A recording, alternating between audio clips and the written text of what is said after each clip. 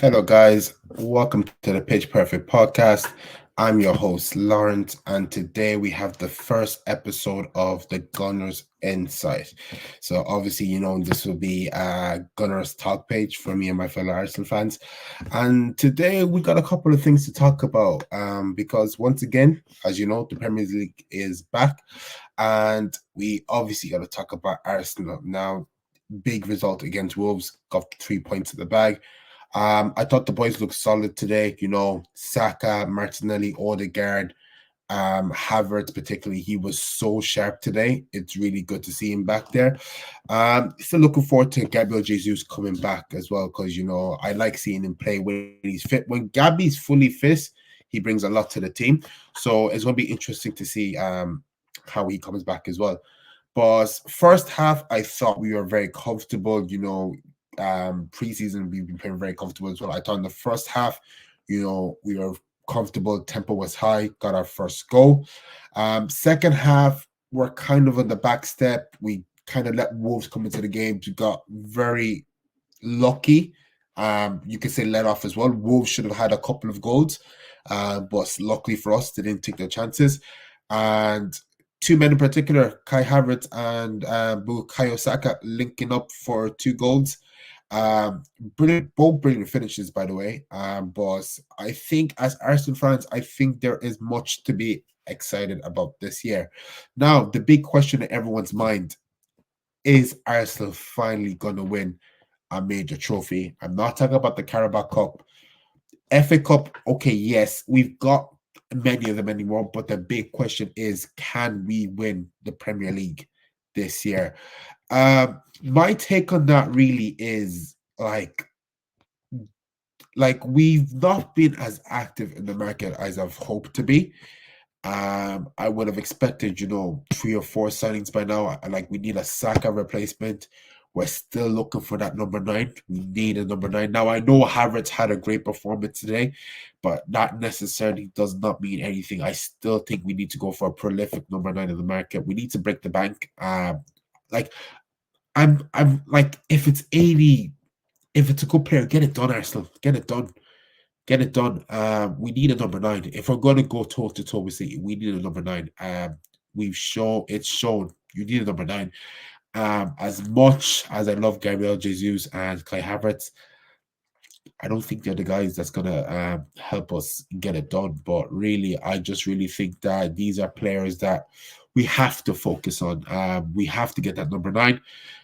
We've signed Calafiori from Bologna, and we've made David Raya's loan a permanent deal. I'm happy. I'm happy. I like what I've seen in David Raya. I like what I've seen in Calafiori from the Euros. Although everyone's just saying Aura, we'll have to see. I think he's a pretty solid defender. And I think Arteta, I think he's doing the right thing. He's bolstering that defense because the last time we were in that title race, Saliba got injured, and who was our backup? No disrespect, Rob Holding was, and look what that happened. There was no holding. League collapsed. So I think it's important that we do have defensive structure as well. But as an Arsenal fan, I'm really excited for the season. I now a lot of people are saying if Arteta does not win a trophy, does that mean it's time to get rid of him? Personally, I don't think no, we don't get rid of him. Why I say that is he's taken us out of a very dark place. If you're an Arsenal fan and you've been watching 20 like before he came in, we were a banter club, lads. Pre-COVID, we were a banter club, and this man has given so much to the Arsenal fans, to the Arsenal community, to the Arsenal fan base as a whole. He's got us excited watching Arsenal again, and I as an Arsenal fan, haven't felt that way in a long time, boss. It's really good to see Arteta building a relationship with the fan base, with the players, knows what he wants to get out of his players. And I really do think that's something we're going to have to look at because, he's been given a lot of time. And, this is the result of backing your manager through the thick and thin. First time he came in, eighth again, fifth, second. So there's progression, lads. There is progression, and I think the problem is today a lot of football clubs aren't patient with the manager. They sack the manager and expect instant results. And I don't really think that's the case. I really don't think that's the case. I think, if you have a young squad and you want to develop them and, a couple of years challenge for trophies, I think you have to give time with the manager to implement his philosophy, his tactics, the foundation of the football he wants to play. Because if you only give him a year or two and, it's not working, you sack him, you haven't really given him a chance because like he's just kind of got started, and I'm happy with Arteta.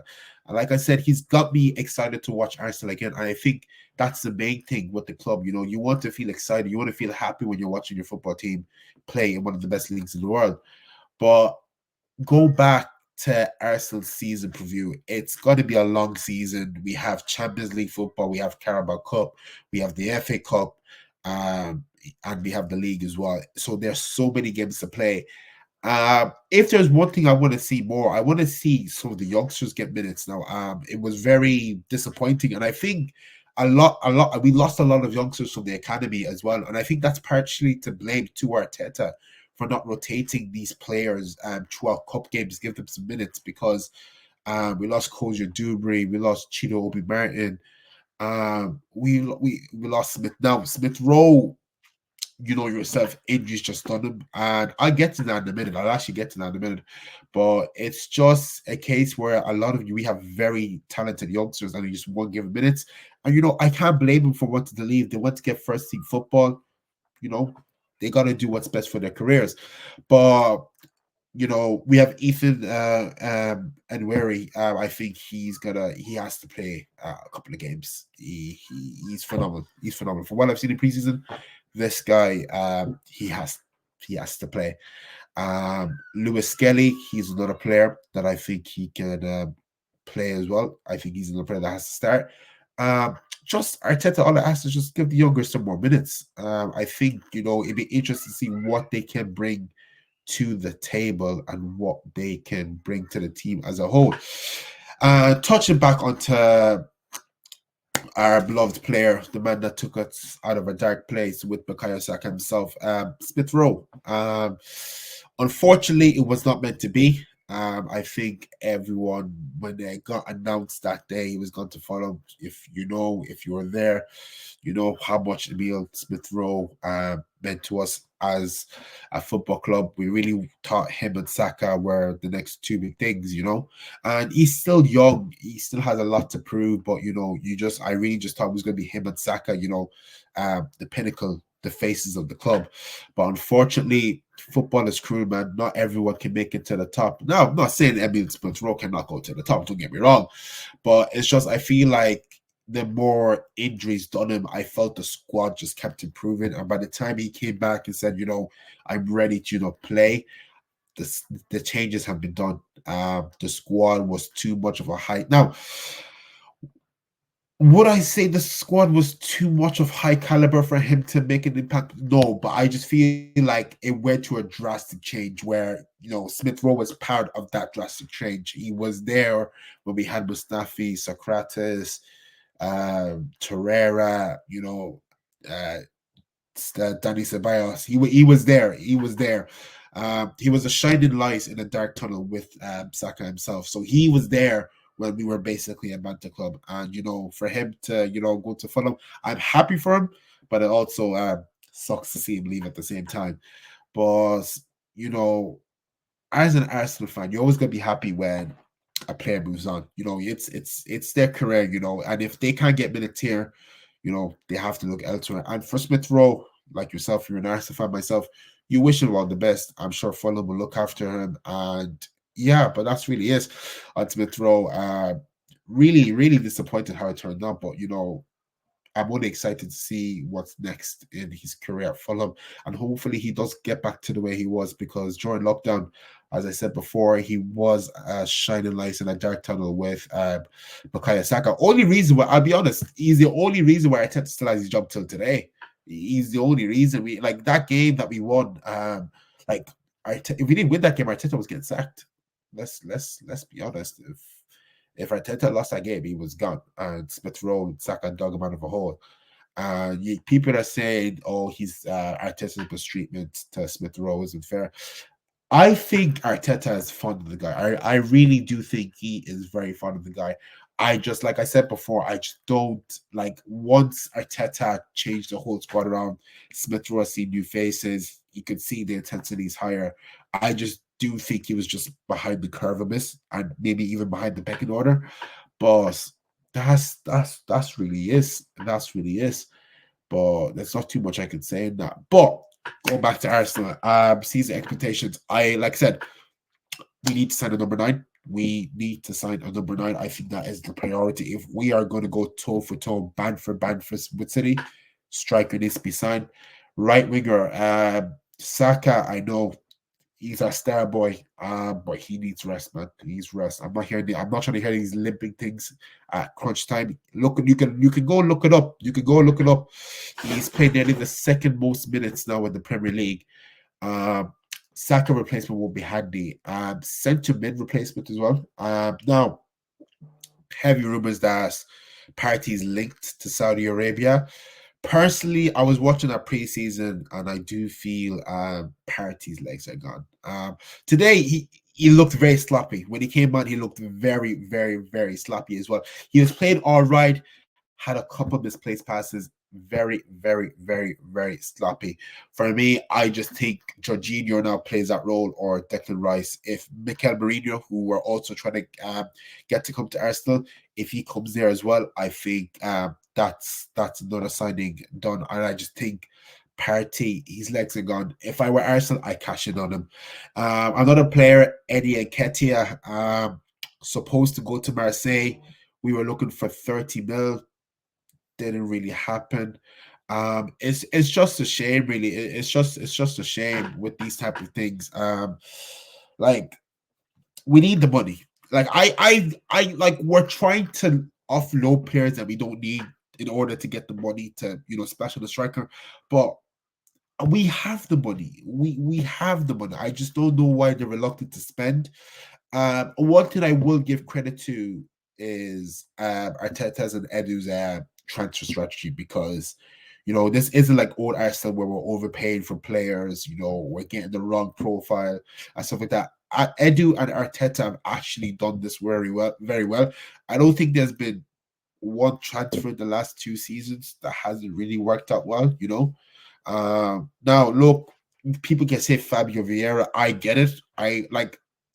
If I'm being honest, I'm not a big fan of the guy. Plenty of potential, but I really don't think he's up to our standards as we go on. Great rotation player, but for the hype he's getting, you would expect him to be starting, and I feel like that should be the case. I feel like he should be starting, but I just haven't seen what it is about him as a player. But yeah, Party and Ketia. Now, my love hate relationship with Zinchenko continues. Had a great preseason, played well. I think he goes as well. I think he goes as well. People would say that's blasphemy, that's nonsense. You need to keep him in the cover, but with Arteta, we have centre backs who can play any position now. We have Ben White can play right back, centre back. We got Calafiori can play left back, right back, and centre back. We got Timber can play centre back and right back and left back if we need it. And we also have Tomiyasu, and we also have Tierney as well. Now, it could be that Tierney goes because Tierney just can't keep match fit. And when you can't keep match fit, you just fall to the bottom of the pecking order. Most likely you get sold off, use as money to invest in other potential transfers. So it's like I said, football is a crude sport, lads. One day you're the best player in the world, the next day you've lost it all. Club wants to get rid of you, but that's football, unfortunately. You can never get too attached to these players because you have so much high hopes for them, and then the injuries just do them, and then you're like, "Damn, where did it all go wrong?" But look, that's football, in it. But yeah, I would like to see us more active in the transfer market. I definitely think that's something Arteta and Edu need to work on. Get that striker issue sorted out. Get that right winger replacement out. Finalize the Mikel Mourinho deal. Bring him in. as soon as possible. I'm a big fan of the player. Um, but yeah, bring him in as soon as possible. If possible, try and sell Party. Like I said, I just think the legs are gone. I will be honest. I think the legs are gone. But let me know what your thoughts are. Let me know, like, drop down in the comments. Don't be afraid to engage. Let me know what your comments are. Do you think we need to sell these players, or do you think we keep them as rotation? I'm personally saying sell because I think as a club we need to move forward, and these are players who were there for us in dark times and the good times. But you can't stay forever. You need to know when to leave. And I think, and it's at the end of the day, it's only business. I will have no hatred towards these players when we sell them. They've given me some memorable moments. They've given me some awful moments to forget. But that's football. That's a club. You have your ups and downs. But yeah, let me know what you think.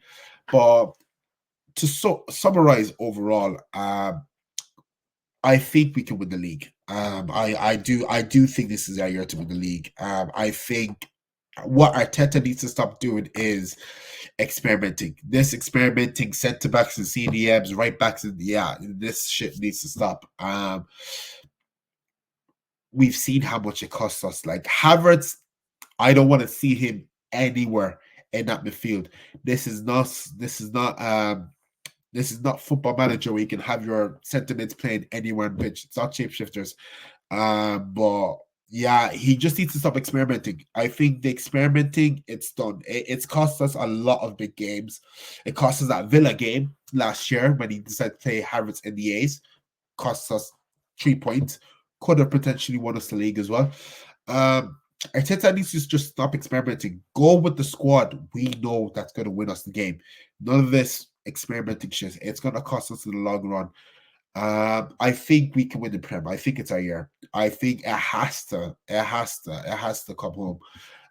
Boss, if it doesn't, because I'm saying it has to come home, and then people could be on my case if it doesn't. If it doesn't, I would like a trophy this year. But that's minimum. I feel like he has to win a trophy.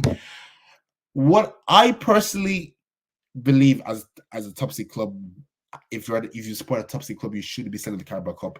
And it's okay. It's a trophy. It's a trophy. But let's be real. It's not. It's not a major trophy. You shouldn't be celebrating that.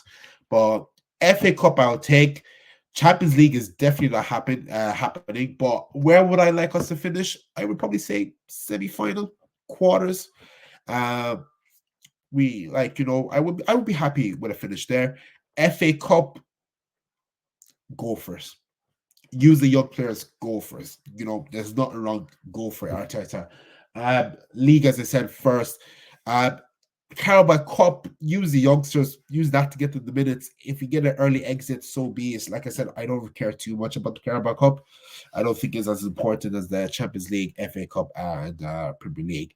But look, if that's the only trophy we're still left competing, I'll take it. But like I said, I won't celebrate it. But yeah, that kind of summarizes everything. Really, with Arsenal, like I said, great win today. The boys look sharp.